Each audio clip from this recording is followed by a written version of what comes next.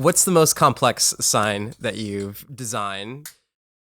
For a multitude of reasons, the sign we built for Lollapalooza.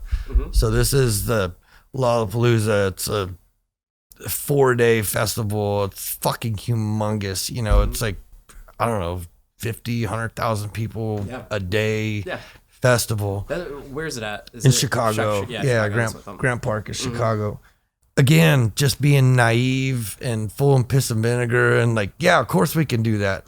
We were contracted by C3. They do ACL Fest and NFL Draft. I mean, all kinds of stuff. And they found us through work we had done with Red Bull.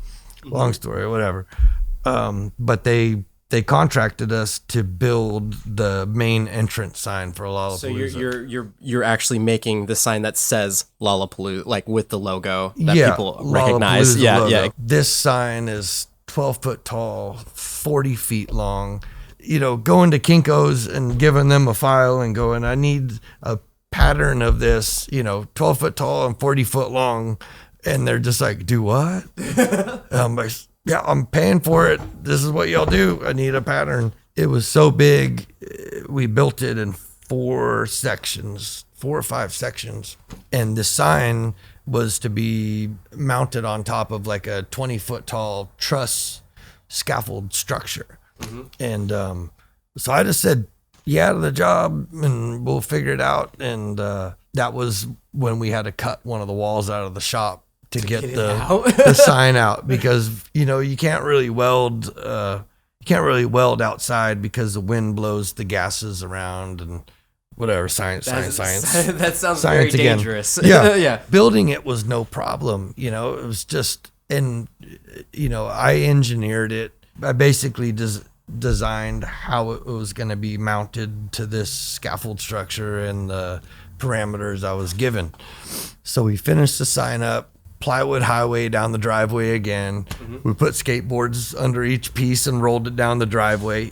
12 foot's kind of tall, and 40 foot's kind of long, chopped up into 4 pieces. Anyway, we get them out to a trailer and there's a guy that's driving it to Chicago on our trailer. There were 6 people hand loading pieces of the sign onto the trailer.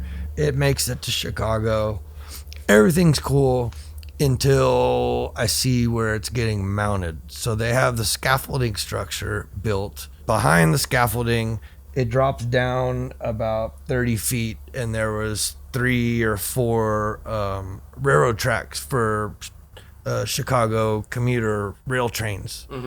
The crane hooked onto the first piece of the sign and went up in the air about 40, 50 feet and swinging over, and the train's coming by, and I just fucking panicked. Just in case something fell off the... Fuck, dude, self-doubt, just overwhelmed me of like, okay, I built this, but like, fuck, they're putting this up, and that's like really fucking high, and like I welded that fucking bolt on there that they're lifting on, and there's fucking trains with people right there, and like I freaked the fuck out. And so we got the sign installed, everything fit, but I'm just like, I like panicked. I'm like, dude, you're like, you jumped into water way too fucking deep. Like, this is, you got to check yourself. Like, you fucked up. And I was terrified, It looked rad. Everything fit, like we'd, and it was the main entrance to Lollapalooza. It was probably the most high profile thing that we had done to date, but I was terrified of it. And not only that, but all of the crowd is probably passing underneath it as they go in. 100,000 people plus the fucking trains and all this shit and the scaffold and weights and engineering and all this stuff. And I was solely responsible for that sign, like when we took it down, it was like the best feeling in the world. It was just like, fuck, like, okay, dude, like you're in the big leagues now, before you were just making smaller signs and cool things and, trophies and all this, but like you just built something that could possibly hurt somebody. And that was one of those step up moments of where, like, fuck, do I really want to be doing this? You know, like, are you talented enough? You know, where all that self-doubt creeps in, you know, like, okay, it's been fun up to now, but that was really stressful and scary. And that sounds like those moments that Gary had with you, all of the stuff building up to you actually making like a good S. Yeah, exactly. But in terms of quality, that's when it counts. Yeah. Mm-hmm. Yeah.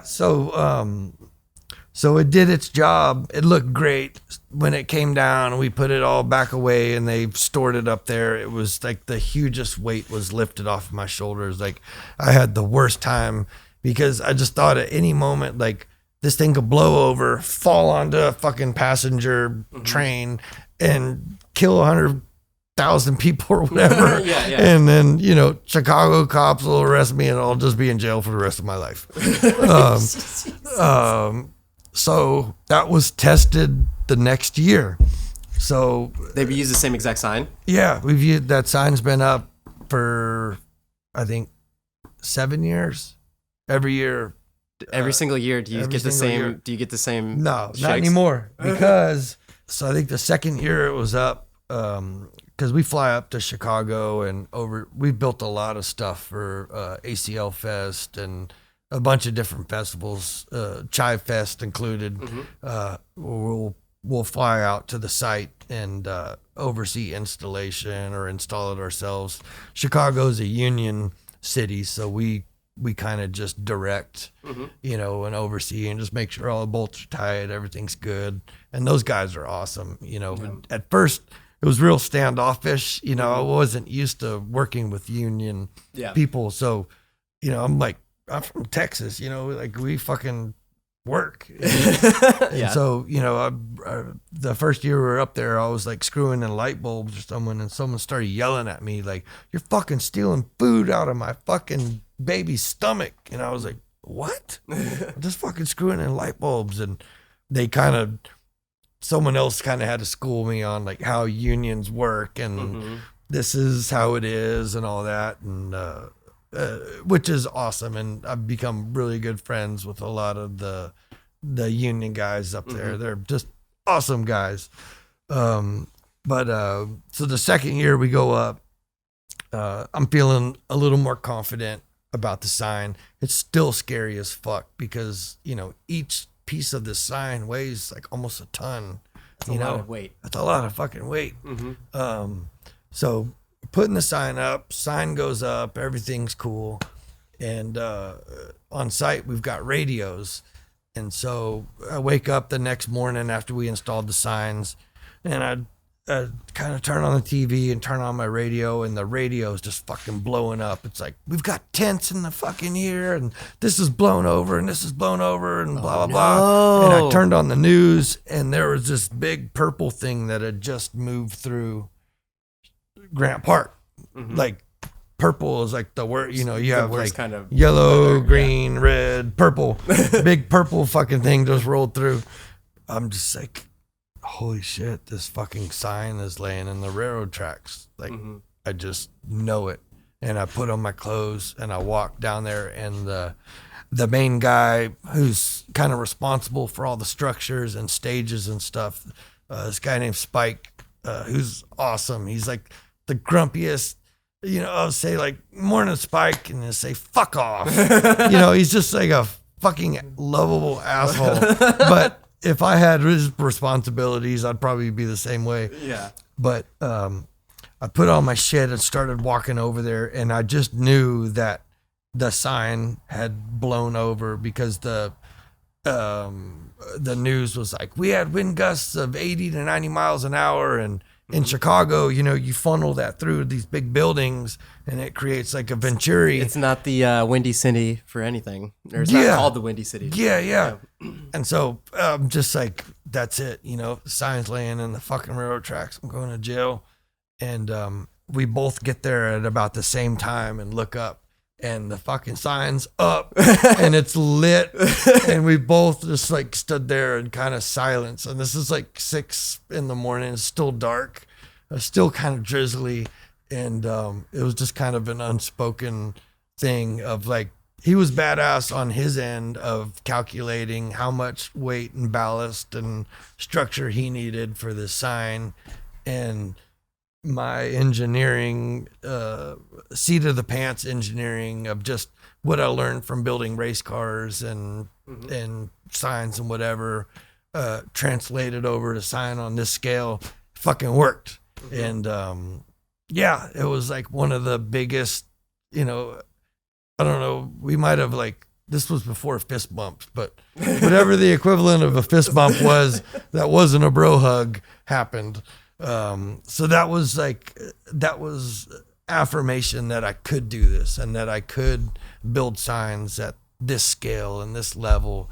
And it put more confidence into me and what we could accomplish as a shop, that experience there. And it was scary as fuck. You know? Like that one shook me.